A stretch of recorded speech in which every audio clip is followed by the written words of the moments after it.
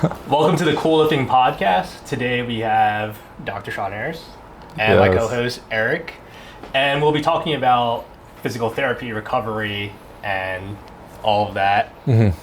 So, did you want to just give us a brief introduction of who you are? Sure. Yeah. So my name's Sean. I'm a physical therapist. I guess by trade. I graduated from Texas Women's University in 2015. So they do graduate in there. Yes. And then I did a residency in orthopedics. I did my fellowship, kind of like manual therapy fellowship, and then I went and got my PhD focusing on back rehab. And then recently, a lot of the research has been on specifically weightlifters, powerlifters, and managing back pain. I played rugby in college, so that's kind of how I got into weightlifting, doing strength training there, and then worked as a personal trainer for a bit. And then through some mutual friends, got into powerlifting a little bit. So I've done I think 2 official competitions, but always realized I was above average strength, but below average powerlifting strength. So my game plan, like I said, is just to go long term, stay healthy, and then I'll beat all you guys when I'm like 70 years old. The Masters 3 records. Yeah, exactly. That's awesome. Yep. I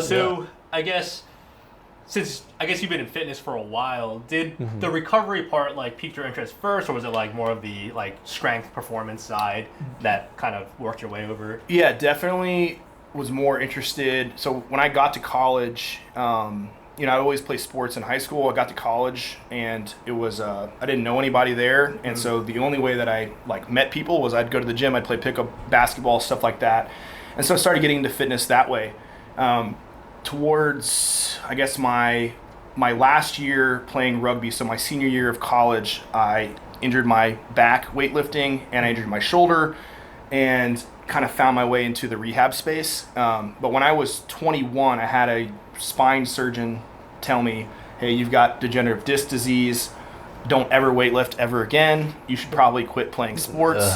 And then he was lecturing me on be careful when you're putting your shoes on and off. And I was like, what the fuck? There's got to be a better way than this. Yeah. And at the time, I just had back pain. I was still competing. I was playing literally in the middle of season in rugby. Was weightlifting. My back just hurt, right? And so I realized then that there was not a lot of good resources and we didn't have social media like we do now. There was nothing. You could go to YouTube and Google back pain and who knows what you would find, right? So that's kind of how I found the rehab space, and what originally got me into physical therapy, and then was part of the motivation for, I guess, researching back pain for so long, because I was like, this is a black hole. I mean, I saw 3 or 4 different providers with pretty much zero guidance outside of here's some tramadol medication you can take. It's okay, well, I remember back in the day too, where people would be like, "Oh, deadlifts are bad for you." Oh yeah, well, they still, 100%. Yeah, exactly like that. Yeah, basically, it's kind of the adage of, what hurts when you do this, well, just don't do that. Next thing you know, you're like, okay, there's nothing I can do. It's just, where does this end, right? Don't be careful putting your shoes on. You may, blow out a disc or whatever. So that's crazy. But yeah, I think that leads into the first question here. If you want to. Yeah. Physical therapy doesn't really get the best rep in powerlifting. Yeah. And most powerlifters expect their coach to have all the answers, but things do get complicated to a certain point where it's hey, some outside help is needed.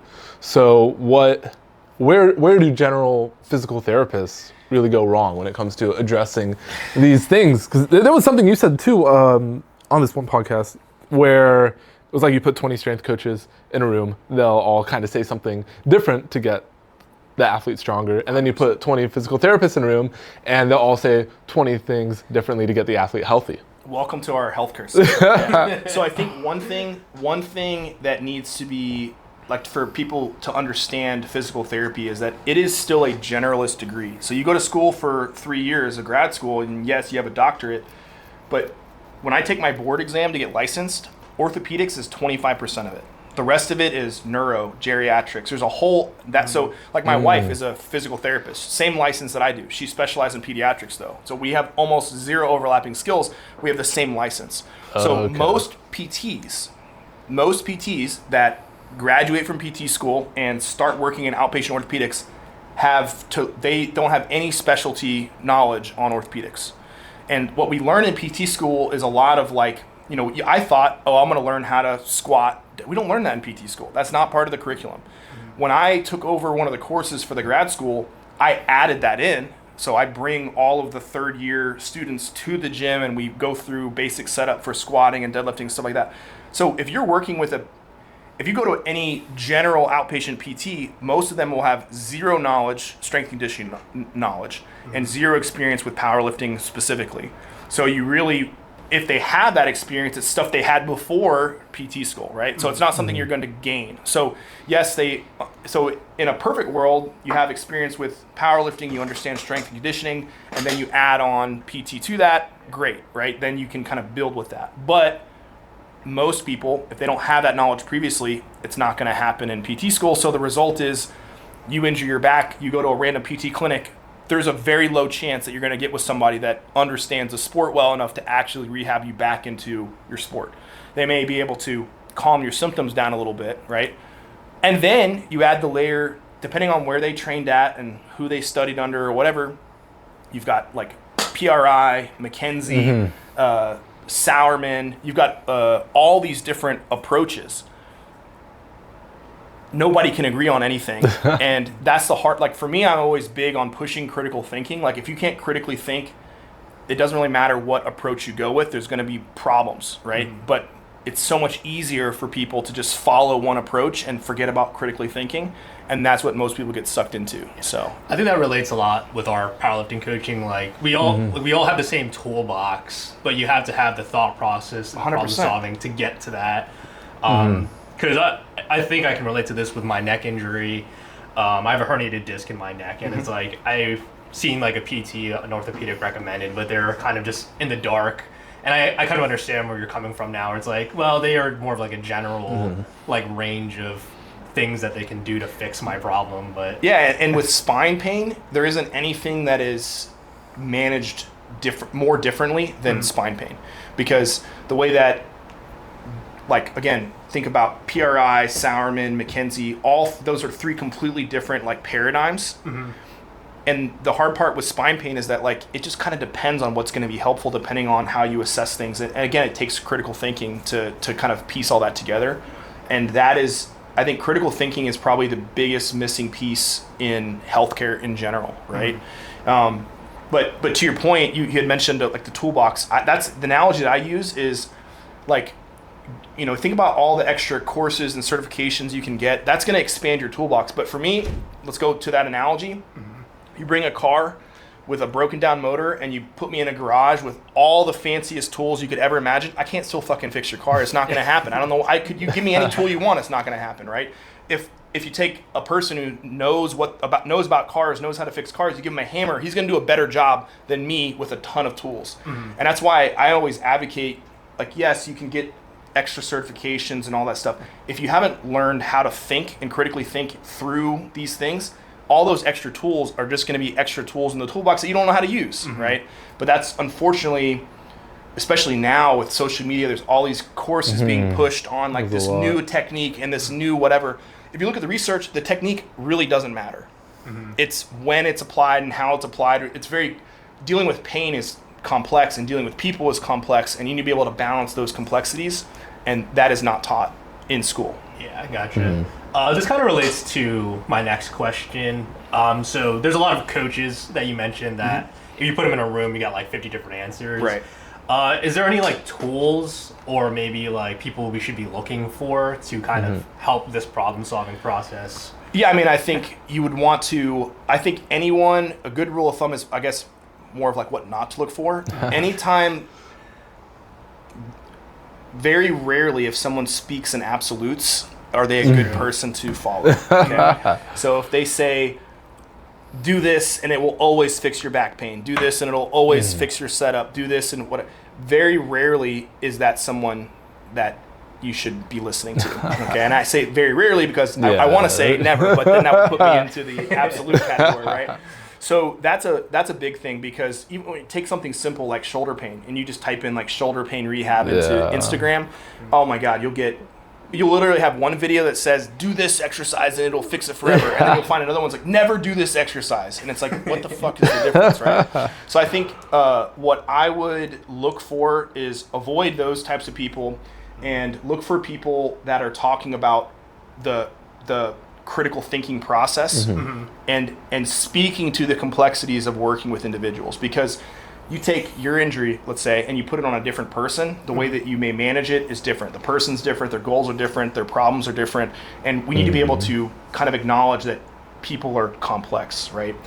There are a lot of good like CEU companies out there that do have courses specifically for actually strength coaches dealing with athletes. Because I'm a big advocate, like, if the strength coach doesn't understand pain, it's going to be a lot harder for them to treat. There's nagging things come up. I mean, as you guys know, right? And I think an average approach is like, oh, it hurts when you squat. Let's change something about the squat and see if it goes away. But that ends up becoming kind of a whack-a-mole problem sometimes, where it's like, well, I fixed this and now this other thing. So if coaches understand how pain works to some degree and what to look for, that's going to mitigate a lot of problems. Ice Physio is they have a bunch of CU companies. They're very strength forward, like load forward in terms of rehab in general, but they do have some courses that are like specifically for strength coaches. And then obviously, like, I have a company called Ignite, so we have kind of a similar mentality. I'm trying to think, there's a couple other ones. If you type in, maybe I'll give you guys a list of resources after this, but there are PTs who have one-off courses that are specifically for strength athletes and dealing with and working around pain, and that are some really, really, really good. Like, I think every strength coach with any type of client should have some education on that, because it'll just help you so much. Like, it'll solve 80% of your problems without having to escalate it to somebody else or whatever the case is. So there have been a few videos I've seen on YouTube, but it requires already some like more advanced level of physical therapy. And I'm watching the video and I understand a little bit, and then they go to another point and I'm like, wait a minute, they skipped a lot of stuff that I just don't know. Yeah, and then it gets confusing. Yeah, there's it's like you can get very kind of pathophysiologic heavy, where you're starting to talk about like tissue healing timelines and those kinds of things. For the most part, that I think like for me, it matters to understand that, so that way I can kind of extrapolate out what a prognosis of care plan of care should look like. But for most injuries are going to be self-limiting, and most injuries are going to be based on doing too much too quickly, not having enough recovery. That's especially in like strength-based sports, that's the majority of stuff. If you look at all the published literature on injuries, the only things that are consistent predictors are going to be rest and recovery, not having adequate rest and recovery, and overtraining. Those are you don't sleep enough, you do too much volume, too much load within a short period of time, eventually you get an injury. And those are really the only two ubiquitous things that stick out across almost all strength sports. So even as a strength coach, understanding like, oh, I want to make sure my programming is halfway decent. I want to make sure that I'm prioritizing rest and recovery, and I'm looking for warning signs that overtraining is happening. Because overtraining can happen because the training's too much, or it can happen because the recovery is too low. And if you're looking for those warning signs and you start seeing them early, you catch them early, you can implement change or whatever before it becomes a bigger injury, right? Some injuries are unavoidable. That's kind of part of living life.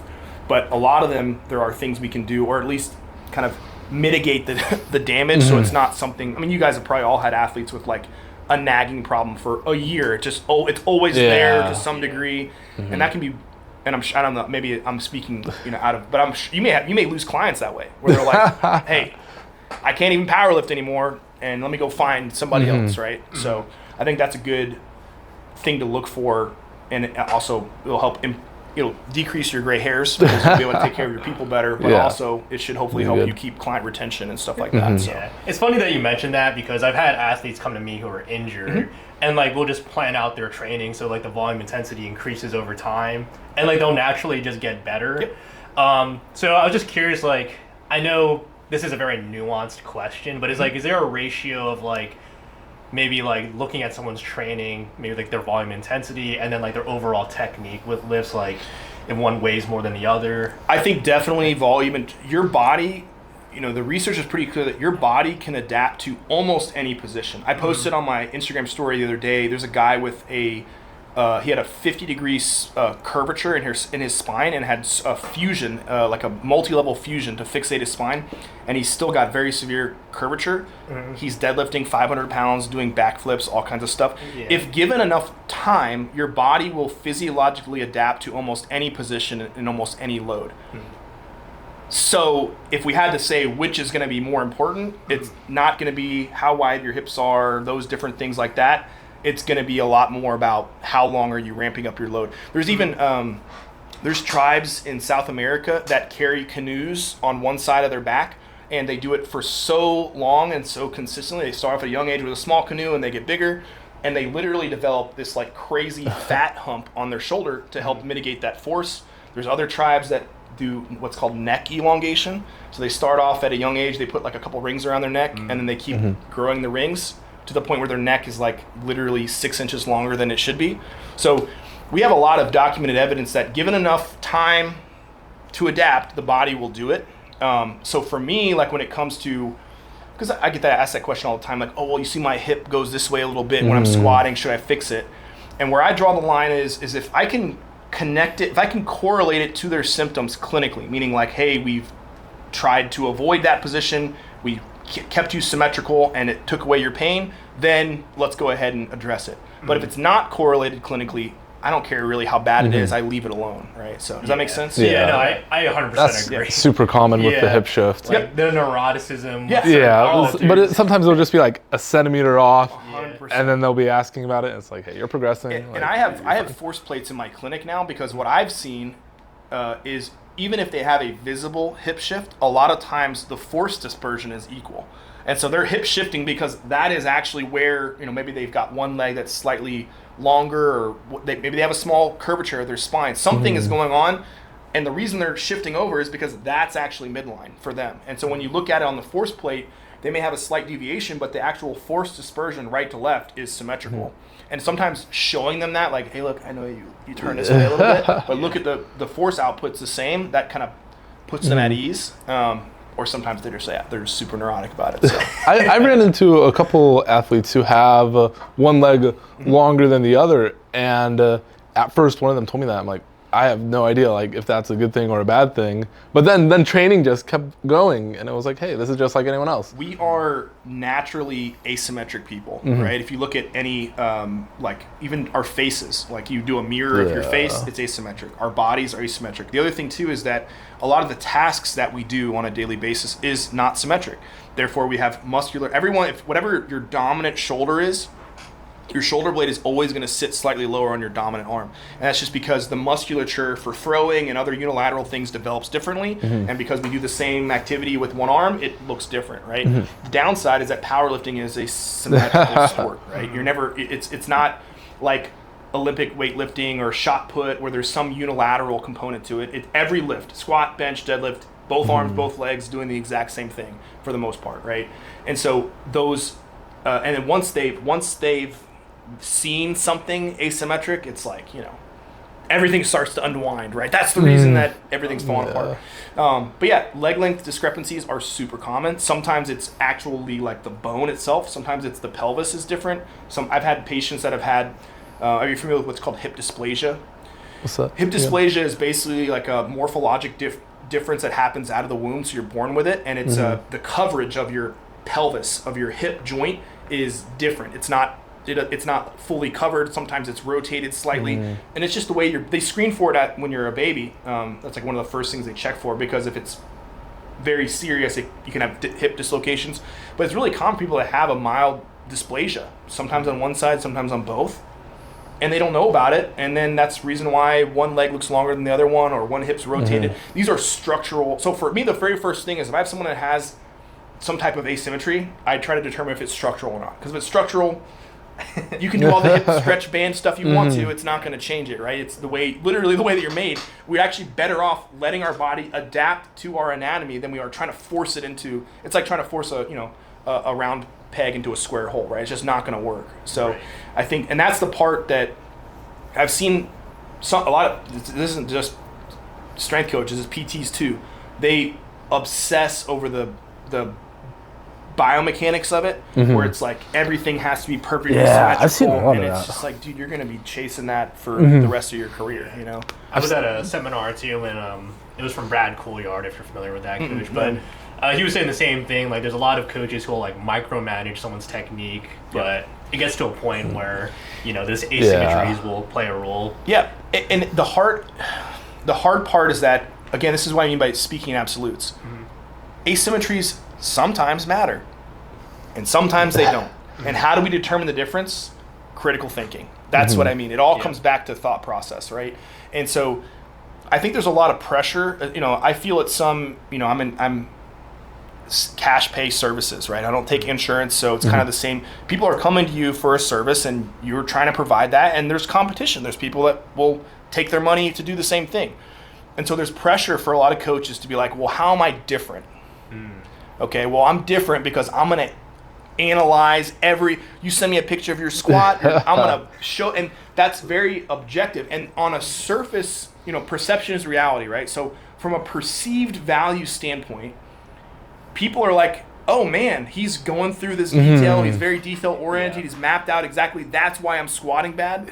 From a perception value of me saying, hey, don't worry about it, that doesn't come off very valuable, right? So what I've learned is the way that you explain it is just as important, if not more important, than what you're saying.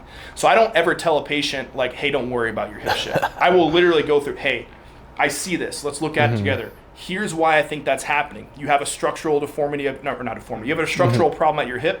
You're actually better off leaning into that, and here's why. Because if I don't add that piece and I just say, hey, don't worry about it, they think that is me being lazy. It actually lowers my value, right? Does that make sense? I've had that happen to me, and I can just tell in the look in their eye, it's like they didn't want to hear that. 100%. I'm like, okay, well, let me say it a little nicer next time. Something for me is like, I've actually been calculating total volume. We mentioned, talk about this, just because same trends you see in trainers, like, hey, I feel weaker, and then to me, I'm like, don't worry about it, we'll trend it back up. But I've had to explain these things, like, hey, you're feeling weak because you're moving this much weight versus last block you're doing this much weight. 100%. So. And just we already know that, again, it's all perception is reality. The way that they feel while they're lifting is not necessarily what it actually looks like, right? I mean, somebody may say, oh, this is an RP9, and you look at the velocity and you're like, that wasn't an RP9. But your central nervous system, you got stress, maybe you didn't sleep as good. Things change how it feels. We've all had days in the gym where there isn't a single weight that feels heavy.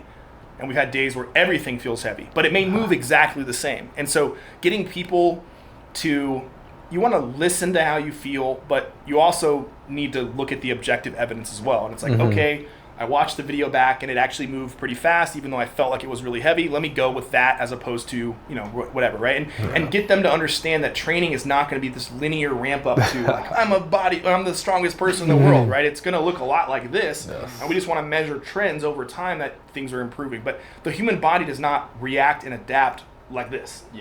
Literally, supercompensation curve is a wave. It's a curve that the trend line is up, but there are dips into that curve. And we're trying to maximize that, right? But people doesn't make sense logically. They want every session to be better. We all want to deadlift 900 pounds. And let's be honest, some clients just don't have the genetics for that. They don't have the leverages. They got little T-Rex arms and super long legs. Sorry, man, you're not going to be able to wedge in. It's not going to happen. Your deadlift's going to be weaker than other people with super long arms, right? So I think that's the part that for y'all is probably hard to manage, because they want to see that trending progress every single week, and the second they don't see it, what? Yeah, a lot of the time it's program to program, and they're like, hey, if I did an PR by 5 programs in a row, things aren't going well. It's it's kind of a lot to ask for sometimes. 100%, and that's the hard part too, is that you guys have to get them to understand that. Because if they don't understand it, you could shout it from the mountaintops, it's not going to resonate, right? And that's what I mean by it's all nuanced, because every single person may need it explained in a different way for it to make sense. And that's what's going to, and in my opinion, that emotional intelligence is what's going to separate good clinicians, good coaches from bad clinicians, bad coaches. Because at the end of the day, it's a numbers game. And I know a lot of PTs that do online services, and they're like, I don't really give a shit about the quality. I just want, if I get it out there to enough people, I'll have enough people coming in each month and it'll be fine, right? But I think for people who care about quality and like are passionate about the sport and the industry, like there's a lot of other things that matter, right? It's not just how many people do I have on my roster, right? So, agreed. Awesome. You want to? Yeah. For the next question, programming wise, a lot of people that Theo and I coach or know just in our circle of Houston do something where it's a 4-week block, 4-week program, and week 1 is usually pretty light, and then we build to something heavy on week 4. But for people outside of our circle, they might do something very different, and I'm sure you've seen a lot of these wacky powerlifting programs. Seen all kinds of stuff. What would you say are some of the common things that pop up to where it's like, hey, like I can very easily tell why your training isn't going well. I can very easily tell why you're hurt. So the biggest thing that I see is no deload, no true deload ever. It'll be like a 4-month mesocycle of 0 deload. And the other one is the amount of times that they will have like a primary, secondary, tertiary squat and deadlift every single week.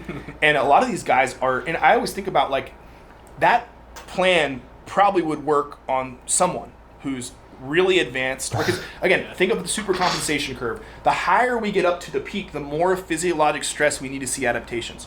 But for, Corey, who just started lifting 2 weeks ago, he could squat once a week and he would be able to maximize the super compensation curve because he doesn't know what the hell he's doing, right? So the thing that I see is I see really strong, successful lifters take what worked for them and try to apply it to everyone on their roster.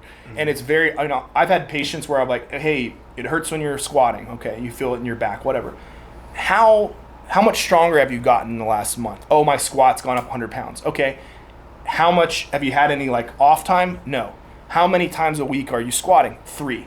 And you're deadlifting 3 times a week. It's like, so that's the part that I see just get, I'm telling them right then, like, oh, and you saw over time how you started getting worse and worse and worse, and then things started hurting. Like, we need to take a step back, do less, right? And I think what people always think more is more. But that's just, if you are physiologically stressing your body more than it can recover, you will get weaker and things will break down. That is like the hallmark of overtraining, right?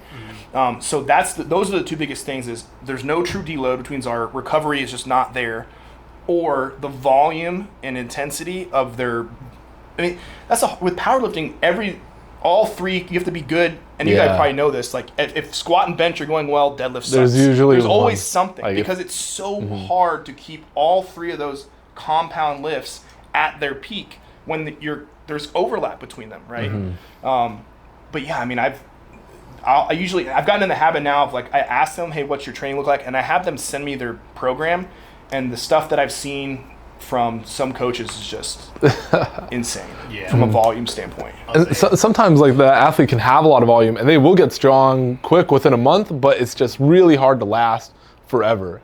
And maybe they'll just get weaker or they'll get hurt and then bam, now that's really not good. You also have to consider genetic variation as well. Like we know there are super adapters, right? There are some people who can just handle a lot. And it's like, their genetics, how can you do that? Yeah, it's crazy.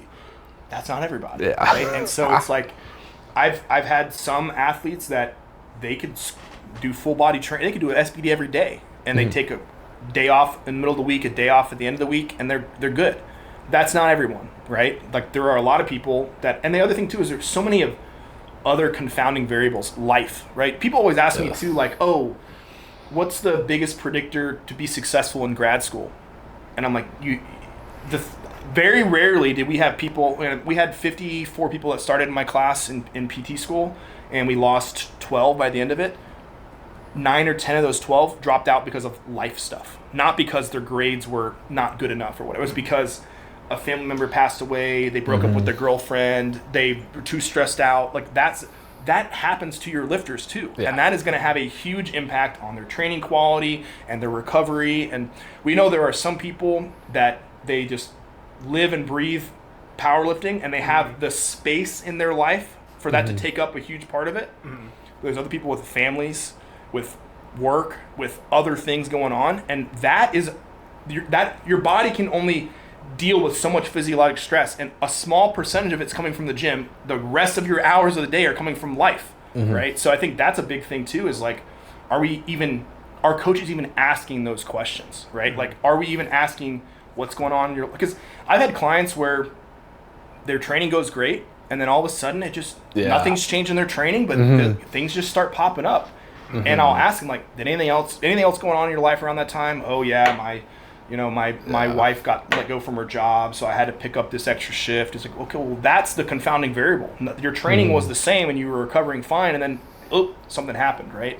But you probably know there's lots of coaches that don't even know their athletes at that level, don't even ask those questions, and then they miss all that stuff. Yeah. With that, like with me, after college, my training was a little more hit or miss, just because like getting a job, it was just a life transition. But I've been powerlifting long enough to where it's like, okay, I figured that out, and it's just been plenty of time to where I've still made progress. Right. But if it's like, hey, I got the job, and then hey, let me put this on hold for a very long time, then it's not happening anymore. Yeah. But the life stuff is very real, and like with just stress too, in some people, because the stress leads to no sleep, and then it leads to not eating, and then the combination of all that goes downhill very quickly. 100%. And then training goes downhill very quickly, and then 2 weeks later they're like, oh, by the way, this thing happened, and I'm like, yeah, that makes a lot of sense. Yeah, I think as long as we are aware that those variables play a huge role in their ability to perform and recover and so on, then we'll see it more often than we miss it. But those kinds of things see coaches all the time, and the coaches don't see it, if that makes sense, right? Like it's there, and they're just not aware enough to ask for it. Same thing with PT. Like, oh, why is your knee hurt? Okay, let me give you these exercises. Well, we're adding more physiologic stress when it's a physiologic stress issue, right? It's tough. That's what I mean by people are complicated. So you need to be able to understand that at least. Yeah. Sometimes they'll act like it's no big deal. Yeah, 100%. But it's like, hey, you haven't slept in a week. That's a very big deal. And I think for, there are certain personality types where, like, being able, if their training's going good, life is good. Yeah. And if training's going bad, life is bad. And then it causes them to be stressed. Yes. But think, it's like, training what you really need to do is doesn't always go well. Self-worth is not tied to your bench press numbers. Right? But I think that's another thing. It's like being able to recognize what kind of person it is, right? Is this someone who's going to perseverate on their asymmetries? Is this someone who's going to perseverate on XYZ? Is this someone who's going to, I call it the Eeyore personality, where everything is bad and now everything starts going downhill? Like, I want to know about that, because the way that I talk to you or give you feedback or whatever is going to be a little bit I have some patients where they really need a kick in the ass. Like, you need to shut the fuck up and you need to just suck this up and do it. And I have other ones that need to be like consoled, right? Yeah. So what's the saying? Gentle parenting. 100%. Yeah, 100%. I feel like I'm in that role a lot. 100%. I mean, that's part of, probably arguably the most important part of what you do is in coach. That's what coaching is, right? It's not just the programming, it's everything else. Yeah, there's a lot more. And that's the part that takes a lot of time. Yeah, I was gonna say, like, when I think of a coach, like if you were playing sports in high school, like your coach was like someone you looked up to, and I always have to remind myself, like, that's who I'm supposed to be. Like, I'm a coach, not just like, program, here you go. Yeah, it's not just, hey, here's your program, follow it and just let me know if there's any issues, right? It's you have to think about, and I think the hard part is that there is just such a huge variety of people, right? So and certain, it's the same with in PT. Like, as a PT, I know there are certain clients, patients that I'm going to be able to connect with really easily, and there's other ones that maybe are a little bit harder to. The burden is on me to make sure that I can kind of adapt myself to whoever's in the room, and it's going to be the same for you guys, right? There's going to be a certain, you go through enough volume, you'll get people that stick, that are kind of fit your paradigm. But if you really want to have as big of an impact as you can, you have to kind of adapt to different personalities, people, so on and so forth. So yeah, I gotcha. Yeah. Awesome. So this next question you kind of answered already, but would you recommend most powerlifters put in or even take out of their program like certain things to avoid aches and pains, or do you feel like that's more of like proper planning and going that route? I think the one thing that kind of like is universal, I would say, is we want to have some structure to our warm-up, and it's a lot less involved than most people think. So I always tell, it's like, if you're warming up for more than 15 minutes, it's a problem. So the way I explain it to patients is like, hey, if we're going to be taking any type of stimulant like caffeine or nicotine or something like that, there's a half-life to it, and we want to kind of maximize that with our warm-up, so that way our top sets, everything's central nervous system, body, everything's working together.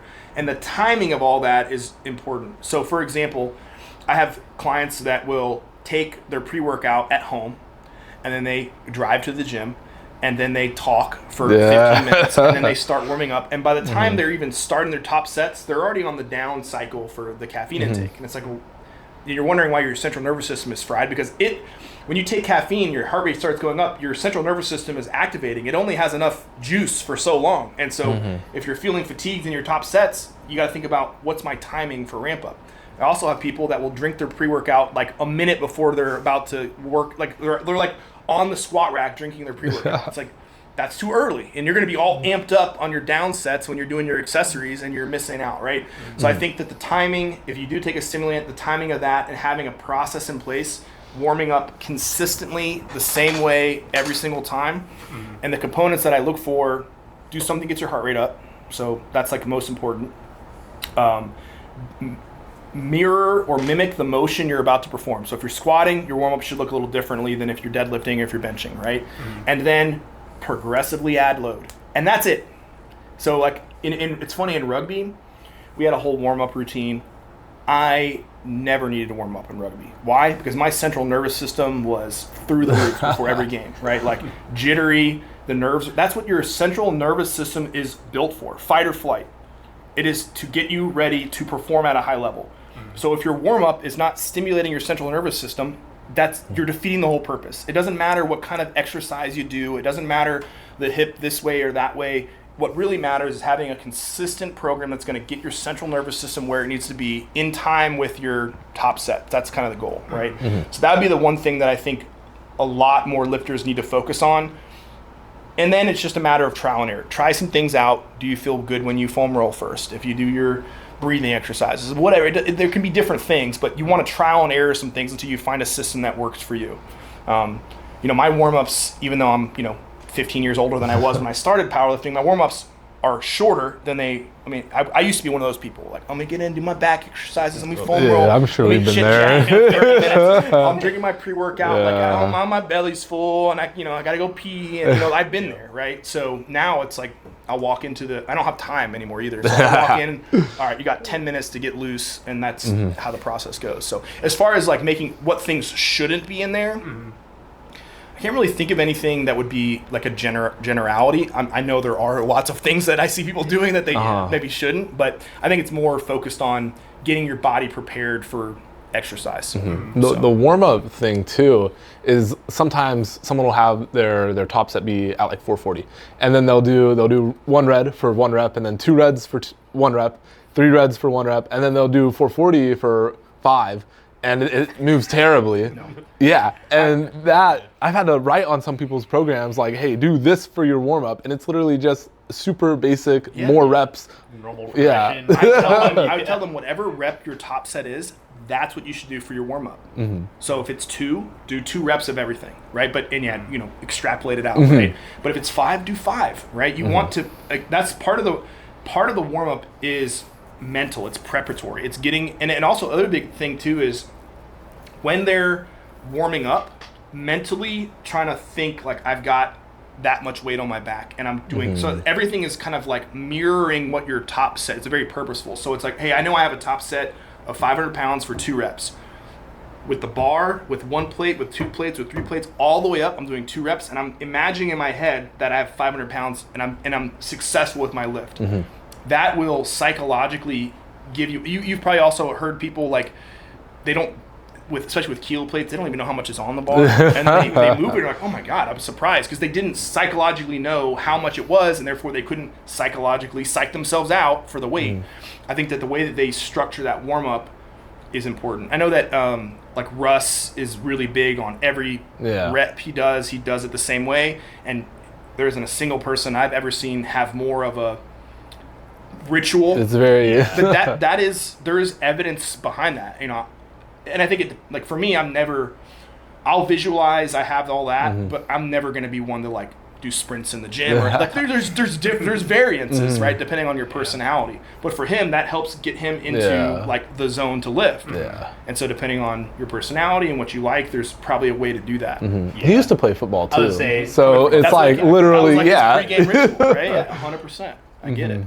Yeah. I think that part is very a lot more important than people think. When things get really heavy for me, I'll watch my old videos of when it was going well. Yeah. And I'll be like, hey, this is like exactly how I need to do it. Let me do my third warm up right now. I'm like, okay, it's feeling good. 100%. It's just like that. I think that like positive mental approach to it, and the mental preparedness part plays. It's like the difference between first place and 10th place in a really high level is like less than 1%. So it's like, how much does that help? It doesn't help 50%, but it could be the difference between you hitting a PR. The whole point of a PR is it's a top set. Like, it's something you either haven't done before, or you're pushing the needle by a couple percentages. So that couple percentages matter to get you over it, be successful or unsuccessful. Yeah, agreed. I think you see this in almost any sport too, like always having a ritual. Anyone who does anything at a high level, like serving in tennis, free throwing basketball, like baseball. So like definitely is something that's underrated, because I do see a lot of teens just like throw their bag in the gym and they're like, all right. They'll do one red, and then they'll talk for 15 minutes, and then they'll do two reds, they'll talk for 15 minutes, and then their top set goes terribly. They're like, bro, what am I? It's like, why is my program sucking? Yeah. It's like, dude, what are you doing? There was a time where, especially when we had the powerlifting I'm section sure you've seen a lot. I started my eval, right? I walked in with my patient, and I saw a person with like a red on there. He was warming up. By the time I walked my patient out an hour later, it was the same weight on there, and he was just yapping. And then like he was there for 3.5 hours, and all he did was squat and some accessories, and it probably took him an hour and a half to do his working sets. And I'm just like, God. It's like, one, so inefficient, right? You could have been, if you're gonna dilly-dally and talk, do it like after your top sets are over. But like as a warm-up, you're killing yourself, right? I've had to be a lot better with that, because I would be talking too much before my top set, and then my training wasn't going well, and I'm like, dude, I need my training to be going well right now, or I at least need to make sure this part's in check. And it just helped me get a lot more warm. I'm a lot more focused, and then after the top set, I'm like, let's have a conversation. For me, the thing that's changed the most in my training, like there are sometimes I'll go 6 months without benching. Right, but I'm able to keep a decent amount of strength, and the reason is because when I structure my workouts now, there's some like main goal. I'm either going to be doing a heavy clean and jerk, or deadlift, or squat, or something, whatever that is, and I prioritize that for the first 20 minutes, and once that's done and it's over, then I just do whatever accessory I want to do. Maybe I'll train some biceps or something, fill the time, and it doesn't matter anymore, because the whole structure is, hey, the first 20-30 minutes I'm focused on this important whatever the working set is, and once it's gone, then it just becomes a lot less stressful. The physiologic stress, the peak of that is coming down now, and then I'm just kind of like filling in the space or the time with noise, if you will, right? But it's not, and it's still, I'm still strength training, it's still helping me, but it's not like the most important thing that I'm doing, if that makes sense. And I think getting people to like think of their tops, like, hey, this is my primary, they call it a primary squat day for a reason, because that's your primary thing you should be focused on, and you've got a top set, so you want to make sure that goes well, and then you can talk and chat and cheer people on or whatever, right? But they forget about that part, and they do that other stuff first, and then they wonder why their top set sucks. Or I've had clients tell me like, I started working out, by the time I got to my top set, I just wasn't feeling it, and I just like stopped and just did something else. I was like, okay. I've seen a few people do that, or it's like a 1-2 out of 10 pain pops up, and they're like, it's over. The session's over. I'm not even doing leg exercises now. Forget it. Exactly. They've just trashed the whole thing. I'm gonna crumple up my program and throw it out. With the accessories side too, it's really easy to talk during that, because that's the quote unquote less important thing going on. But with that, if I talk too much, I get cold really quick, really easily, and then the accessory quality just goes down very fast. And I think, for someone who's injured or if they're trying to move the needle on a certain deficit. So let's say that you're having trouble with your wedge and deadlift. Okay, well, the accessories now are that's your weak link. That's your most important thing. So the priority shifts. The priority isn't necessarily your top deadlift set. It's I need to get better at wedging. Or I've had clients that have terrible grip strength, and that's their weak link. Like you put some straps on there and their deadlift goes up 100 pounds. It's like, okay, well, when you train grip, are you or are you focused on what you're doing? Because whatever the priority is that day, could be your accessories, could be whatever your weak link is, you want to put the emphasis on training that, right? But yeah, I think, when you have an injury, that becomes the priority. So it's easier, like once it's hurting, it's easier to make it the priority because it's hurting, right? But when it's not hurting, how do you train your accessories at a similar intensity to bring about physiologic change that you would your top set? Some people are better at that than others. I think we were talking about this on one of our other podcast episodes where it'd be a very similar thing, like hit the top set, start yapping, back down. But I started pushing that to after like my primary accessory was what I call it. Like if I have a flat dumbbell chest press, I really need to push that for my bench to go up. Right. And I think a lot of people can take that away. Like, hey, get to this point, and then you can do whatever you want. 100%. And it's, I think a lot of it is just knowing yourself, like knowing from the clients and knowing themselves, right? Like being honest with what their weak points are and what they need to improve upon, which I think it's harder to be honest with yourself than it is other people and a lot of times. But getting clients to have some time and space where they are checking in on them, like asking them, how are you doing? How do you think you're doing? How would you rate your training? I know that's a part of a lot of programs where it's like rate your effort, how did it go, right? That stuff's important because for me, I want to know how accurate are you able to self-assess? Because if you're not able to self-assess, then all those numbers are completely meaningless, and I need to give you feedback on how to properly self-assess. And we all know there's people that are just terrible. I mean, I've had clients show me a video and be like, "Oh yeah, it was like RP 10," and I'm like, "Well, the velocity says otherwise. The velocity says it was an RP 7. So where are we at, right?" But same thing with pain. Some people, they have a little bit of pain and they think it's the end of the everyone's pain tolerance is very different. It's all pain is a very subjective experience, and it's influenced by a lot of things. And that's why people hear like, pain is a psychosocial issue, like, it's all in their head, and like that gets taken to an extreme. Like there is a physiologic part of it, right? Something is injured, not feeling well, but how big that problem grows is very dependent on their personality type. We know there are certain people just from their personality that are a lot more likely to have chronic problems, chronic pain issues, because they let it. It's like that Eeyore personality. They let it affect everything that they do, and they perseverate, and they start giving up, and they start getting, all that kind of stuff. Versus there's other people that are very, very mentally resilient, where it's like, okay, I tried to bench press and my shoulder hurt, but if I moved my hands in closer, it felt better. I did that as intense as I could, and I did my accessories, and I did whatever, and they're actively looking to problem solve. They have a lot less chance of getting stuck in like chronic pain issues, right? So I think that, again, it all comes back to like that the person problem, right? Like the people are going to, if you understand people well, you can communicate well with people, you can see what those issues are, you'll be a lot more successful as really any type of healthcare provider.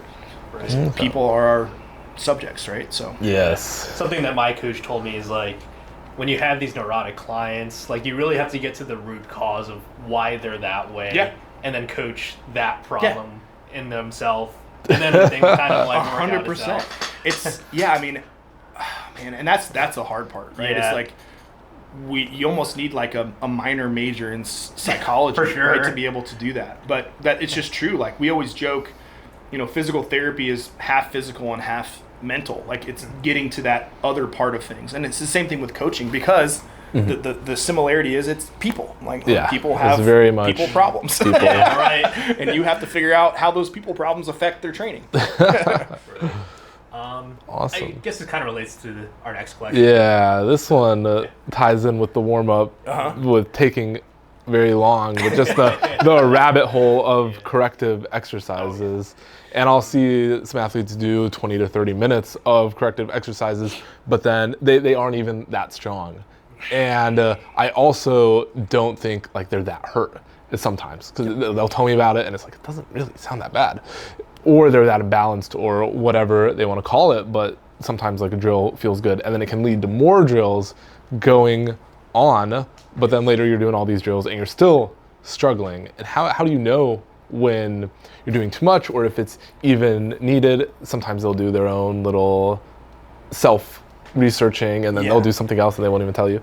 I think that is a very, like, the classic answer, like, it depends, right? Very rarely is corrective exercise needed long-term. The exceptions are if we have a structural problem, so whether it's a tendinopathy where the tendon itself is, because think of like labral tears, meniscal tears, degenerative disc, osteoarthritis, tendon issues, all of those, some of those happen in life, but they are degenerative issues and they can be affected by overloading, doing too much too quickly without enough recovery. Sometimes those processes happen under the surface before they start becoming symptomatic. And then once they're symptomatic, I tell patients it's kind of like there's a drop of water filling up a cup and nobody notices until it overflows. So once it's overflowing, now it's hurting, it's a big problem. In those cases, there are exercises you can do to help reverse the pathologic changes that have happened. We know with tendinopathies, when a tendon becomes tendinopathic, if we were to look at it under a microscope, the cells, there's extra collagen laid down, the tendon is bigger, but the strength of it is less, and then it starts to hurt in some cases. By doing isometric loads and other corrective exercise, if you will, that can help to physiologically reverse that process in conjunction with proper programming and training and so on. So in those cases, helpful.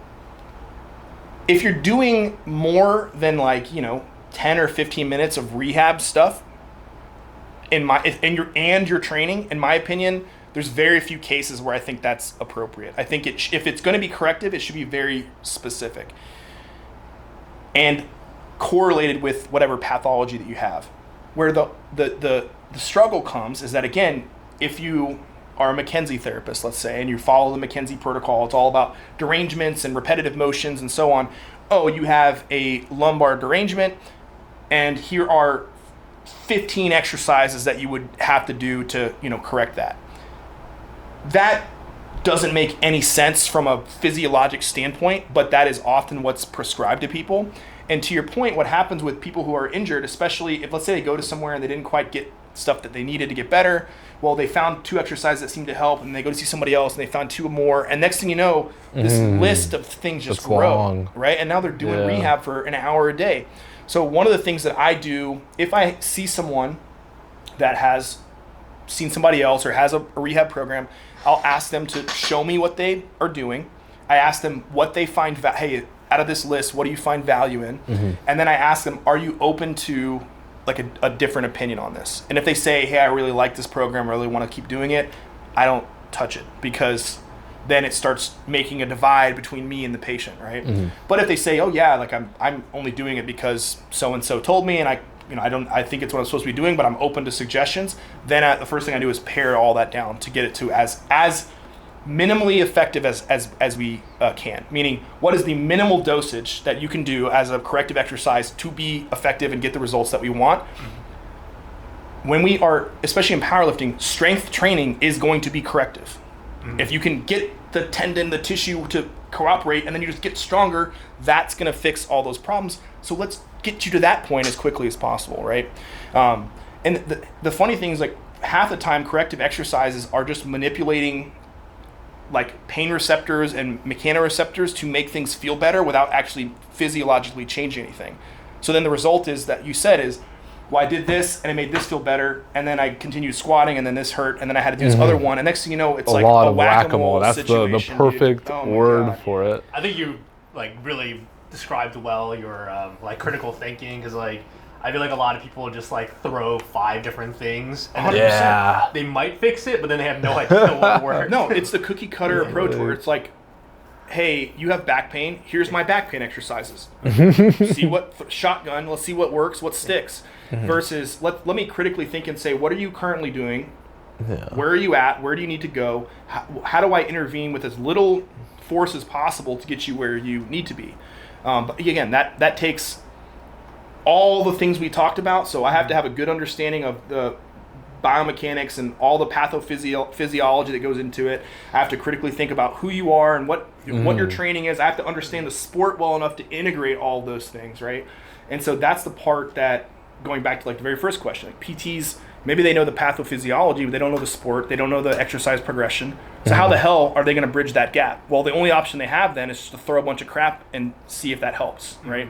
And the unfortunate thing, so whenever you see, let's just take all those approaches. You've got Sauerman, McKenzie, PRI. All of them work to some percentage. Otherwise, they wouldn't be perpetuated as much as they are. The question so when I see 3 things that are complete opposition to each other, literally there's almost no overlapping like philosophy, but all of them work to some degree. What that tells me is that the philosophy doesn't matter as much. And if you look at the research, most injuries, up to 75 to 80%, are going to go away on their own within 6 weeks, regardless of what you do, right? They're self-limiting. And then from there, of issues that linger, any intervention of any kind is going to get it better eventually, right? So there's only a small percentage of people that need something very specific in order to get better. So what I tell clinicians is, it may not matter most of the time what we do. If we listen, if we talk to them, we give them something, it's probably going to help. But I want to treat every single person like they're one of that 10% that's only going to get better with the specific things. Why? Because we can't tell the difference which one they are until they either get better or they don't, right? So that's the hard part is, and it's the same thing with coaching. You can have three different coaching parameters, and you get somebody on any program is going to get stronger. Yeah, I've thought about that a lot because I've had athletes come to me, or they'll go with one person and maybe they'll get really strong with me, but I'm just like, I think you would have gotten strong with this person. Yep. Maybe they go to somebody who I don't consider as a good coach, but then they still get strong. And I'm like, yeah, a lot of stuff can work. Exercising, your body is going to adapt to it. And again, going back to, if we have 3 different training paradigms and we have enough people, certain people are going to respond better to certain training paradigms, not because one's better than the other, because the people are different. And if you get enough people, you'll get stuck with the people that are going to do good in your training paradigm. But again, if we want to be really good, not just I'm a successful coach, but I want to be excellent at what I do, we have to be able to tell the difference between the people coming in the door. They're going to do well with this type of load. They're going to do well with this. They're going to do well with this. That's how you separate yourself. But how do you do that? Critical thinking. If I can't differentiate between who's walking in the door, everyone's going to get the same thing, and therefore they'll either, the majority of them are going to get stronger to some capacity, but the ones that don't will just fall off my schedule and go to somebody else. And if I just keep doing that long enough, I'll still have a full roster. And what that does psychologically for the coach, or the same thing, not just coaching, but it's physical therapy too, they think their way is the best way, because look at all my people that have gotten better. Yeah. There are some coaches who, like, I wouldn't say Theo and I are really crazy genetically gifted or anything, or crazy leveraged. There are some coaches who are insanely leveraged, and then they get given this insanely leveraged program, but then they give it to everyone else, and it doesn't work because you're just so... You're a freak. You're a freak. Yeah. It's not going to work for like almost everyone else. When you were talking about like, the person who's like squatting and deadlifting 3 times a week, I was thinking about these athletes who've hopped on like a Jamal Brown or a 4-time-a-week deadlift program. Dude, like, yes, yeah. I had it. That's what like, that was one of the worst.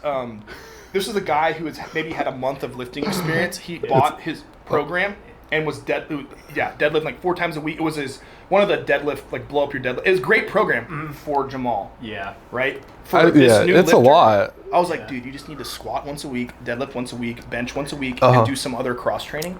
Give yourself like a year of doing that, and you'll be super strong, and then you can do this other stuff, right? But yeah, I mean, it's they see, and this is what's hard, is because there is on social media, there is a whole group of, and there's some truth to this, there's a whole group of people that are like, well, you don't want to take coaching advice from someone who hasn't done it, who hasn't been there, right? There's some truth to that. Like, I want to listen to someone who's been there, but just being there does not by nature make you a good coach. Yeah. Because they may be a genetic freak, or they may have found a system that works for them.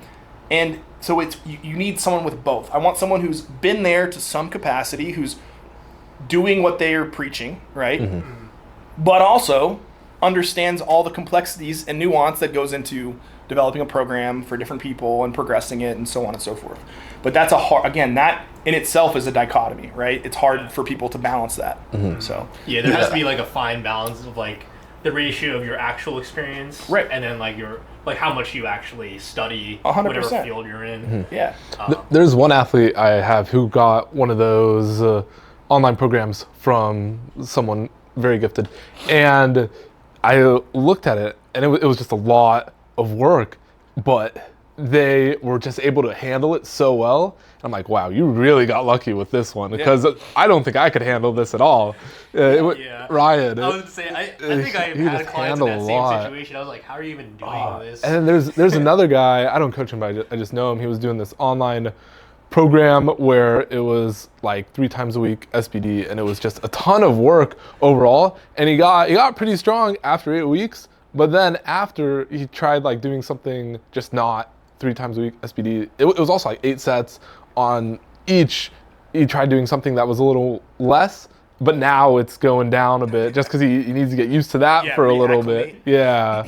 Yeah, I think it's, like I said before, them being strong it's helpful. Like, this person clearly did something right because they're successful. But making sure that they can adapt that to these different people that may have slightly different genetics or different leverages or whatever. It goes back to even like, think about how you teach the squat. Well, what works for one person, you may not have the hip flexibility. I mean, I have patients that let's say they're not even doing powerlifting, but they're doing cross training of some kind. Like, they want to go to Orange Theory, and they've got super long femurs, and they've never squatted to depth in their whole life. And morphologically, their hips are just not going to do it. And I'm like, I understand. Like, yes, in an ideal world, we want to squat full range of motion. You're not competing in powerlifting. You're not competing in Olympic lifting. So you being like 3 inches shy really doesn't matter. It's a lot different if they're not in powerlifting. Yeah, it's like you have to. If it's part of the sport, like the task demands us to squat below parallel. Well, then we have to figure that out, right?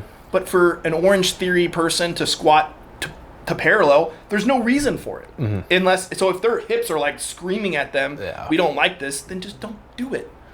Let the coach get upset that you're squatting this far above parallel and keep your hip strength, And that's with powerlifting, that's where things get complicated, because it's like, hey, we have to squat, bench, and deadlift. And then even if it comes to a point where it's like, hey, we probably need to take a week off of squat, that's a very, very hard thing to tell somebody, even just for a week. 100%. I think, unfortunately, I'm often the bearer of bad news in those things. I'm like, hey, we need to deload. Like, just especially with discogenic back injuries. Like, the whole purpose of the disc is to help facilitate compressive load. And if your disc is painful and irritable, loading, we have to deload, right? We have to. So the way I sell it is like, hey, we're going to find ways to train the muscles without loading your spine for a period of time. So when you come back to loading, you're not going to be like this limp noodle that's like unable to do stuff. You'll still be strong, but we just need to give some time for healing, right? But yeah, there are some people who take that well, and some people who are like vibrating because they can't, it's like I can't squat. Ending the block a week or two early. Yeah. Where it's like, we can kind of tell, like, hey, if we keep going, like, we know where this is going to go. Sometimes the athlete always can't tell that, but yeah, you've seen it enough times. We've seen it enough times where it's like, hey, dude, we really should not go up next week, and it's okay if we don't hit this PR next week. Yeah, I think, for me, I have clients that will get upset if they think they don't even want to compete. They don't want to go to a competition if they can't hit a PR. And I'm like, there's a lot to be learned from a competition. It's not about like just hitting the highest numbers. Like, somebody at regionals told me they don't want to do another meet until they can squat 600. And I'm like, dude, or they squat like 562. I'm like, that's already like a big meet PR. Yeah, 100%. Yeah, because you get stronger. But I think that is like an important cycle. Like, when you see people like that, like, okay, that's a certain psychology there. Like, they are very afraid of failure. And in fact, and not only are they afraid of failure, they don't care about failing. They'll keep it to themselves. They don't want others to be aware of any type of failure.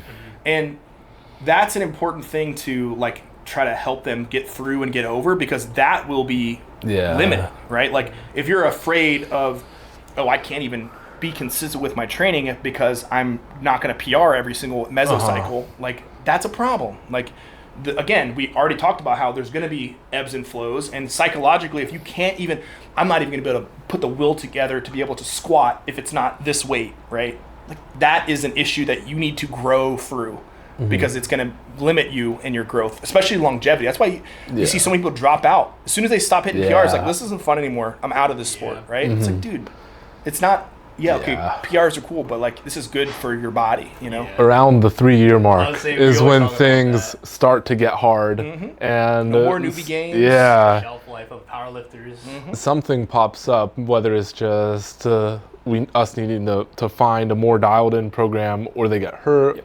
And then it's like, hey, I need you to at least last a couple months while we figure this out, or however long it takes, or even if it's not me, but just with another person and their coach. But sometimes if it can't get fixed immediately, then bam, they're gone. People want to see continual, always progress, moving in that right direction. Any signs that it's slowing down, and they're like, abort ship, right? But again, I think that is what I always tell patients is, like, if you can learn to grow through the adversity of an injury, it will make you a better lifter. 100%. Unfortunately, it's a pain. The adversity ends up pushing people into other direction, and that's part of, you know, our job in coaching, and, you know, from a rehab standpoint, is helping be that guidepost to guide them through, like, this isn't the end of the world. You're going to be able to lift again. This is what the process looks like. It's okay if you're weaker for a period of time. You're going to get better from this, right? There isn't a single injury that I've had that I didn't learn from, grow from, refine my skill set. That's just kind of part for the course. I just need to mute this. I think, you know, everything you're saying kind of lines up really well with, like, the mental resilience, obviously, and then also, like, making sure you're enjoying the process. Why the hell do you sign up for a meet? Yeah, right, because, you know, like, if you're always fixated on, like, whatever total, it's like, well, what about the actual training part? Like, is that what you're trying to let go, or I don't know. At the end of the day, it should be fun. It is very rare someone actually does become really competitive at the end of the day, unless they do it for 10 years or so, or, like, really give a lot to the sport. I mean, just look at, there are Jamal Browners out there. There are, you know, these people that are just, I mean, it doesn't matter how much I trained. I'm never deadlifting 1,000 pounds. It's not happening. There are even people who get into powerlifting and they look like they're going to be a Jamal Browner, but then something comes up and then it's like, no more. Peace out. 100%. It's having, that's part of the resiliency is having the capacity to go through it for long term and to wait out the long term, delayed gratification, right? If you're unable to suffer through and get that delayed gratification, you want the gratification every single cycle, it's a matter of time before you drop out. Because eventually, no matter who you are, that's going to slow down. And what are you going to do when that slows down? Are you going to quit, right? Or are you going to, hopefully you keep training, right? My freshman year of college, it's like 2 years in to lifting after my first powerlifting meet, I did this really, really hard squat set, and then just after that, my back was fried. And I was just hurt, and I couldn't really squat or deadlift for like 6 months, and it sucked. But I think a lot of that helped me last a lot longer, and it's helped me learn a bit more. And I haven't really had anything be as bad as that. So any other pains or aches I faced, I'm like, hey, this isn't as bad as what it was. But it's super funny that it was like when I was very not strong and very new to powerlifting, and it was like a set on squat with like 285 pounds. It was like 285 triple or something like that, and it just destroyed me. It wasn't the best tech and all that. Well, it's like, you know, I didn't have any official like coaching or anything. I didn't have any coaching until I was either. like, you know, way older. So like I learned how to squat by just doing it wrong for like a year and a half until I figured out what way to do it. You know, it wasn't. I have videos of me deadlifting 500 pounds for the first time when I was in college, and it was like a stiff-legged deadlift, like completely bent over, zero technique at all, in socks. You know, socks. It was just. That's why it's funny. Like here, at the gym, they'll obsess over like I want to use the exact bar that I'm going to use in competition. That's why I don't know if you saw I squatted earlier, like on Sunday, and I used an Olympic lifting bar with half kilo and half pound plates, no clips, and I'm just like, dude, I saw the no clips comment. You can get strong with anything. You don't need to have the perfect, everything. But I think some people obsess over those parts of it. Like they want to control every variable they can. I want to have the exact shoes I'm going to wear. I'm going to have the exact outfit. I'm going to have the exact bar. I got to have the kilo plates. I got to have everything exactly how it's going to be in competition. Not the 55-pound plates. Oh my god. Have you seen like that bell curve meme where it's like on the one end it's like, oh, equipment doesn't matter, and then like in the middle it's definitely like I need to have everything right, and then when you actually get to that, and the really strong, like, it's just lift. It doesn't matter. Yeah, it is. It's funny to me, but I think what it comes down to is these are people that are trying to control for every variable they can because that gives them a sense of control instead of focusing on the stuff that matters, which is just showing up and doing the routine and whatever. Right? When I started powerlifting, I was at 24-hour fitness with hexagon plates, whatever bar they happened to have. There were times where I would take my hand and rub it in the corner to get some dirt on it so I could grip the bar because there was no chalk. Like that's what I grew up strength training on. It wasn't if I had this shit that we have here, it's like, and that's why I laugh, and I'll watch. Too nice here. I know. Well, I watch people like, they want all this stuff and then they're squatting like 225. I'm like, why don't you just focus on getting stronger and then you can worry about the equipment. I've seen that with the corrective drills and someone squatting like 225 but they're just in this mindset of everything needs to be perfect and then they don't make progress. And I'm like, dude, it's not even anything crazy. It's just like turn the brain off right now. I can't progress my squat until I, get this exactly right. So, well, then you're never going to progress. You'll be at 225 for the rest of your life because you're obsessing over this stuff that doesn't matter, Yeah, and all the advanced lifters, they do obsess over the stuff that there's really small stuff, but they have to because it's trickle down, right? Think about what's going to be 90%, it's going to be your programming and your structure and how strong you are. And then but we talked about what separates first from last place is a couple percentages, right? So it matters for those people, but it trickles down to where the people that aren't at the top think that it matters 80%. 80% sleep, eat enough food, work out.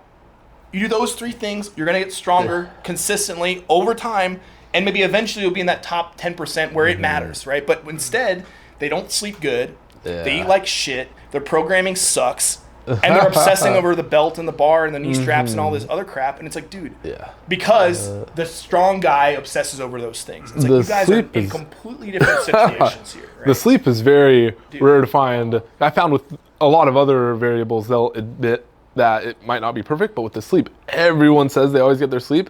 And then you talk to them for 5 more minutes and they'll say something about how they stayed up the other night. Yeah. What they mean is, I've slept 8 hours before. It's like, I slept 8 hours last night, and that was it. What I tell patients, because again, I think more people are talking about sleep now, and they know it's important, but like, again, how do you fix that? If you're not sleeping well, how do we fix that now, right? What I tell patients is, for every hour of sleep that you miss below 8 hours, it's a 0.02 alcohol level. That is the effect that it has on your brain. And so you miss 3 hours, you're almost drunk. I'm not sure if you posted this or someone else posted this, but it was just some study about like -1 hour of sleep, and then the injury rate, it goes up really fast. Literally, that's what I think I said this at the very beginning, but it's rest and recovery, which obviously includes sleep, and training volume. Those are the two ubiquitous predictors for injury. And it doesn't matter the sport, it doesn't matter what you're doing. If you're under recovered or under sleeping and you are training you're training too much or some combination of both of those things, it's a matter of time before you injure yourself. It's going to happen. It's just when, right? And again, those are the sleep, eat, workout. Do those three things. The other stuff will take care of itself, but people obsess over the other things. And talking about like shelf life of powerlifters, like I'm sure you've run into this too, where I've had clients who are, like late teens, early 20s, and then they've been powerlifting for like 2-3 years. So like, man, like I'm in these aches and pains, and I'll be like, oh, like how's your sleep? And he'd be like, I'm in like 6 or 7 hours. I was like, dude, that's awful. Yeah. And then he's like, I used to do it like when I was 20, and I was like, dude, you guys, now. recovery, our body that super compensation curve slows down with age. It's not so much that we don't have the same capacity for strength, is that we don't have the same capacity for recovery and strength training within the same 24 hours. We need longer time to recover. We see it with people that have inflammatory or autoimmune conditions. Strength training is still good for them. The amount of recovery they need at any given stress interval is 2 or 3 times as long. They may work out for 20 minutes and be sore for 3 days. So like you have to elongate that super compensation curve to account for that. And when you get older, that gets longer and longer. Like for me, if I was even able to work out 4 times a week and just do like a push, pull, legs, let's say ab day or something. If I did that consistently for like 3 months, I would get super strong. But right now it's like, what's the minimal effective dosage I need to not get weaker? That's kind of where I'm at. You're in okay, if I do at least every primary sure. lift like once every 2 weeks, I can keep my strength. That's kind of where we're at, right? But unfortunately, as I get older and older, that recovery gets longer and longer. So with with still powerlifting post college, it's been a lot easier for me to stay healthy just because my sleep schedule is more consistent. It kind of has to be more consistent, right? If you're working. But in college, I wouldn't say it was like terrible, but it was definitely not. It was different. Staying up late, doing whatever, or having to wake up early for a class, and then because of that, I get no sleep. Whatever it was, just because I was so used to going to bed super late. Right. But yeah, I just get my sleep, and I'm like, wow, this is so much easier to stay healthy. Like, it's awesome. It's like that's the hard part now, like with business, with kids, like, there's 1,000 things that could come up that could disturb my sleep, or take up my time in training. And so those are the life things that, like, oh, you just got started a new job. Well, now everything's gonna be different. Oh, you just got married. Things are gonna be different. Oh, you have kids now. Things are gonna be a lot different, right? And being able to train through and have the capacity to modify your training program as life changes. That's what gets you to people that are lifting into their 50s, 60s, 70s, which when we think about strength training in general, the benefits that we see, we need to extrapolate across our lifespan. Yes, working out and getting strong in your 20s, that's cool. If you stop altogether by the time you're 30, it's not going to help you, right? We want to train long term and think long term, but we know that when it comes to you're 18, you're 20 something, you're not thinking about anything beyond the next workout. Exactly. So literally, and that's the thing, nobody thinks about it until it's knocking at your door, right? And sometimes an injury is that knock where it's like what you're doing isn't working, and if you want to keep doing it this way, we need to do some things a little bit differently. That's what I mean by those kinds of injuries, especially if they happen early in a lifter's career. Sometimes it's the first time that they've ever been humbled. They're not Superman, right? And that shock, like, oh, I'm not invincible. My body can betray me. How do I grow through that? And again, that requires some humility, which there's a lot of young lifters that really need a good dose of humility. But I think a lot of them don't have the capacity for it, so they have an injury or they're not hitting PRs and they quit, because it's easier to quit than it is to embrace that, okay, I am not going to be the strongest person in every room I walk into, right? I think that's, from a psychological standpoint, is what separates people lifting for fun for long term and being successful in that, and doing it for a couple of years until they're no longer hitting PRs. They're like, oh, fuck this. It does get harder. Yeah, it really does. Life happens. Life too, and then training is just a little different. But with powerlifting, it's a lot of being in the same pattern on squat, bench, and deadlift. Like you said, same, like both legs doing the same thing, both arms doing the same thing. And I had this one athlete who got hurt, and then they went to a PT, and the PT said something like, wow, your left hip IR is really bad. Like, that's probably why you're hurt. And then my athlete's like, okay, that makes sense. And then they test the right side, and then they're also like, wow, this is also really bad. Wait a minute, they're just both really bad. and this term movement variability is kind of getting thrown around a bit more. And in your words as a PT, like, what exactly is that, and where can powerlifters take care of some of this low-hanging fruit? So movement variability basically means our body has the capacity to move and load in a variety of positions. and that is good. We want to prepare for life. Powerlifting is not that sport. Yeah. People obsess over how much movement. I've had other clients that have said, "Oh, the PT told me that my spinal movement wasn't very good." I was like, "Good." You literally need no spinal movement for powerlifting. That's part of the reason why. Yeah, that's why you can be a good powerlifter. Yeah. And it's the same thing with when it comes to powerlifting. If that's our primary goal, we want to be as strong as we possibly can. We want as little range of motion as we need to get into the positions and no more, because there's a certain level of passive tension that we get from loading that connective tissue. If it's all loosey, you'll never find a gymnast that's going to be a really strong powerlifting athlete. In fact, I've worked with a bunch of like jiu-jitsu athletes. They're very flexible in certain positions because they're always like in the C position. They could do a sumo position and they can get their hips like almost into a full squat position. But as we know, that's terrible leverage. Like you're squatting the deadlift. We want your hips higher. But they can't find, they don't bottom out because they have so much flexibility. And so then they can't generate power, right? So if you're a football player, you want that variability in movement because it's very unpredictable. You may be on one leg, two legs, this position, bent back, blah, blah, blah. You want to be prepared for that. If you're a power lifter, you don't want any variability. You want those positions. And there's a lot of research that shows if you are a power lifter and you do cross training, you get weaker. Why? Because you're introducing a whole bunch of variability that has nothing to do with your sport. You're running, you're jogging, you're doing whatever. I've had even like Vu was talking about he was like training for pickleball and doing cardio and trying to powerlift at the same time. I've had clients try to do marathons and powerlifting. And I ask them, you can do this. You won't be good at both. You won't be a jack of all trades. Yeah. Right? But it just comes down to what's important. If your primary goal is to be the best powerlifter you can be, you don't need spinal mobility. You don't need hip mobility. You need just enough to get into those positions. Now, that being said, if they had such a lack of hip mobility, they could not get into their leverage position, then 100% improve it. But just by saying, oh, you have limited hip internal rotation, therefore that's why you're in pain, that we know that's not true because we have measurements, physiologic measurements, even let's take something like squatting. We've heard, if you go into knee valgus, that causes a problem with squatting. And if you don't have enough this or that, or you look at the research on all of that, the only thing that predicts someone going into knee valgus is a lack of dorsiflexion. And it only predicts about 10 to 15% of the variability. Meaning the other part, we have no idea what causes it because it's very complex, right?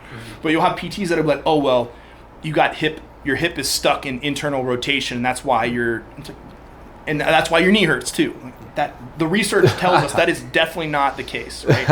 Now that being said, if I have a lifter with knee pain and I make them push their knees out and their knee pain goes away, we don't have to overthink that. We have correlation, right? Hey, look, I changed this and your knee felt better. Let's do that, right? But most PTs don't connect those dots. They just go limited internal rotation. That's why you're hurting. Fix the internal rotation, right? Yeah. And then they hope things get better, when most of the time it's just completely irrelevant. So yeah, I try to counsel powerlifters away from tons of mobility stuff and focus just on the positions they're trying to get into. Okay. Yeah. I joke with some friends that I'm only strong in barbell form. Yeah. Everything else I'm very bad at. Well, think of baseball, right? To throw a baseball, the prime movers are your pec and your lats. Those are what are causing the acceleration forces. I can't even get back there. If you were to check the bench press on every professional baseball player, you wouldn't see any world record breakers. They don't do that, right? Yeah. It's because they're able to control their kinetic chain, and they're able to rotate, and all of it comes together. It's a timing thing, and it's about reducing energy leaks, and they're able to result in a further distance. And I'll explain this to powerlifters if they have, because energy leaks are a thing in powerlifting as well. But take your dominant arm and your non-dominant arm. Probably if we check the strength of it, we'd see about a 10% difference in strength, dominant to non-dominant. But then if we were to have you throw a baseball as far as you could, right to left arm, dominant to non-dominant, we'd see about a 60% difference. So that has nothing to do with strength. It has to do with being able to control and absorb that energy. You're good. But yeah, so I think from that standpoint, it's a lot more complex, and it's not just about, how strong muscles you have or whatever. So Awesome. That makes sense. Yeah. Now we can talk a little bit about Rise Gym overall. So this is like really one of the nicer gyms in Houston, especially for powerlifting, but not even for powerlifting. It's just a very this is one of the best facilities. Nice gyms. I appreciate it. But I've seen a lot of gyms, they might have a nice non-powerlifting gym, but then they kind of just get a couple combos, get a couple kilos, and then put it to the side and call it a powerlifting gym. Right. But with you, it's also a very nice powerlifting gym. And how did you know exactly what to do to make it a very nice powerlifting gym? I've been to all the Rise barbells, and they've very much improved over time. I think that's pretty much it. Like when we opened up barbell, we knew we wanted to have some powerlifting equipment. I talked to a couple. At the time, I didn't really know like what type of equipment. I didn't know about TSS and all those different things. Yeah, there's all the little brands. Those little things matter, right? So I talked to somebody and we got some opinions, and we started off with 2 combo racks. And then a couple people show up. We didn't even have kilo plates at first. So the first couple powerlifter members we had, they were like, oh, it'd be good if we had some kilo plates. So we bought them. As soon as we got that, all of a sudden, there's more people showing up. And then we got 4 combo racks, and then more people showed up. And then when we moved into the bigger barbell, about a year and a half later, we had 8 combo racks, and then it just like kind of blew up from there.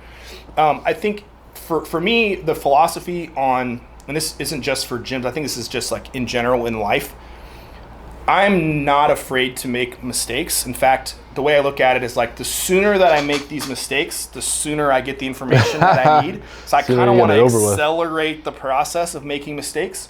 So I have a tendency, have you heard the phrase like measure twice, cut once? My philosophy is cut 3 times and I'll figure it out, right? I won't measure at all. I just like, within reason. Like I definitely want to like gather some information, but people get stuck in this like information gathering paralysis where they never decide to do anything.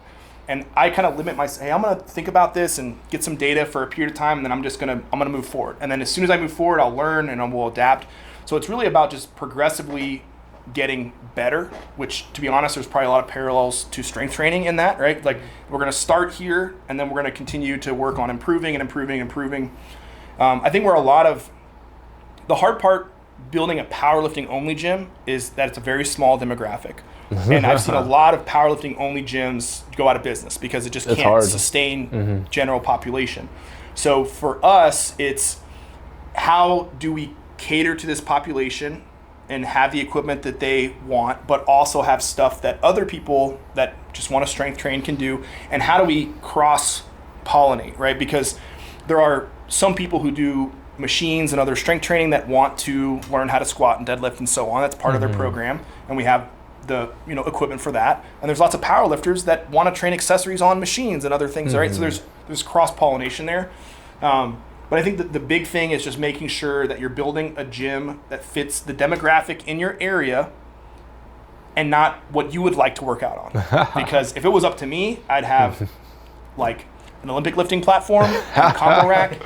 I don't need any other equipment. I'll be happy with literally just that. Yeah. But I'm not building a gym for myself to work out in. I'm trying to build a successful business, right? For us, the mission always was to try to make a facility that has stuff for everybody. So literally the further that you walk into the complex, the more like, I guess, advanced it gets, right? Where it's like, hey, if you want to just walk in and you only feel comfortable on cardio, it's 5 feet from the door.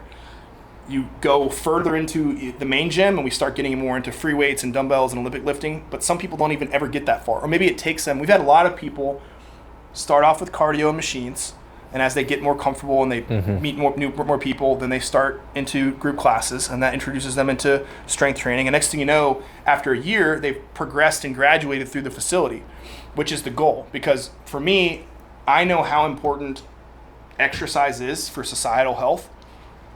If you had to guess how much money we spend on preventable illnesses in the United States, do you have any idea like how much money that would be every year? Not a clue. Put a number on it. Hundreds of millions. Hundreds of billions. You're a whole degree. Zero. Yeah. It is, even just back pain, Back pain. we spend $300 to $600 billion a year in the United States managing that. And that goes back into disability. That, to some degree, is fixable by appropriate strength training. When we add in diabetes, other metabolic conditions, cardiovascular disease, all of those things are treatable with minimal diet and exercise. But people, the only 20% of the United States population even has a gym membership. And if you look at the numbers, 20% have a membership, 22% of the population meet the minimal criteria for both strength and conditioning exercise, which is very minimal. The bar is on the floor. It's 3 times a week, 30 minutes of moderate intensity. Only 22% of the United States population meets that criteria, which means that people, if you have a gym membership and you go sometimes, you meet the criteria, right? But that means that rest of the percentage, they're not exercising. And then we see all these crazy problems, right? So for me, the goal is like, how do we make it easier from a facility standpoint to graduate people? They meet communities, they get part of a, it's not just them working out on the treadmill. How do we facilitate that? And that's kind of the rationale for the way we have the facility now, right? And it's just been... That's really good. We started off with 10,000 square feet and we've grown to 37,000 square feet. And it's just because we keep reinvesting pretty much everything we have into the facility. So do you expect any other big things to happen for the gym? I mean, there's like a pickleball. I heard about a bar. Yeah. I didn't know that was even a thing in the... A bar for the pickleball? Oh, yeah. So we have pickleball facility, and eventually we'd like to get our liquor license and have that kind of stuff. But the process for that is crazy. For me, the next thing kind of on the horizon is we have a solid team here now. I'm not, to be honest, like not needed. Like I don't need to be here. So the next thing is to try to I have some other goals on the like rehab healthcare side of things. And then that'll be my next move. Actually, I just literally posted about it on Instagram today, but I want to let these businesses run and then move on to kind of the next thing. But my mission has always been to try to facilitate better healthcare, and specifically like orthopedic general health. And so that includes fitness and exercise, but also injury prevention, rehab, those kinds of things. So the next thing I want to do is to try to find a way to better merge both of those. So that'll be the 2026 goal. Yes. So, big things coming up, so, There's someone I coach who comes here, and her brother, I was talking to him while it was a meet going on, and he was telling me how he had all this back pain. And I was telling him, I think if you just went to Rise, they have some really nice machines where, like, your sister already goes here. Like, they have some really nice machines where if you just do those, she can help point them out. Yeah. I think you'll be a lot better in like a month. So hopefully he signs up. I appreciate the recruiting. Of course. Because I also play pickleball, and I wish that we had a facility like this over there. Because the people I play pickleball with, I'm like, well, if you guys just went to the gym like even once a week. Sure. Dude, and that's the thing is like we have tons of pickleball members that all have like their knee braced and elbow braced up, and they don't do anything besides. It's the same problems, just different, right? They're only training pickleball at crazy high volumes. There's no. We have people that will play. They'll come to. We have an open play that lasts 4 hours in the morning, and some days we have it in the morning and the evening. They'll come, play for 4 hours, go eat, come back, play for 4 hours. 8 hours of pickleball. Eat, sleep, train, repeat. And it's the same. It's the same problems. It's just a different sport, right? Exactly. But it's the same thing. It's like, oh, how much are you? And then, at least with them, a lot of times they don't. There's no coaching. There's no guidelines. It's just like whatever. Or sometimes we'll have people that'll play like that for 3 weeks in a row and then take 3 months off, and then they try to come right back into this. And it's like, God, just graded approach, right? Just like, especially if you're 70 years old, right? Ramp up. So that's pretty funny. Yeah. Do you have any more questions, Eric? I think that's about it. Yeah. Cool. Yeah. I think I'm good too. I appreciate you coming on. Oh, dude, of course. Yeah. I love talking about this stuff, especially with people who I respect in the industry. I think it's super important to. It's just all about collaboration, right? Like, I always tell my patients, like, if I have a patient that has a coach, even if they're a bad coach, I still try to communicate with them and make sure we're all on the same page. I think our goals align. We want the athlete to do well and to get better, and sometimes that's recovering from an injury, but we want them to be successful, right? And the goal is for everybody involved in that to be on the same page. And I think, like you said at the very beginning, there are some strength coaches that have a bad view of physical therapists, and there's a lot of physical therapists that have a bad view of strength coach. And the reality is that we're on the same freaking team. We just need to, communicate more. So I think it's good. Yeah. Awesome. Cool. All right. Thank you very much, That's our wrap. Dr. Sean. So where can people find you? Oh, yeah. Very important. So you can go to our social media. So it's Dr. Sean M. Harris on Instagram, and also at Rise Gym TX on Instagram. Yes. So if anybody's in the area in North Houston, go to Rise Gym. would love to have you. Hang out with Dr. Sean. Yeah. Thanks for Awesome. watching. Thank you very much. Great. It's great. Yeah. Good convo. It was good. That was I like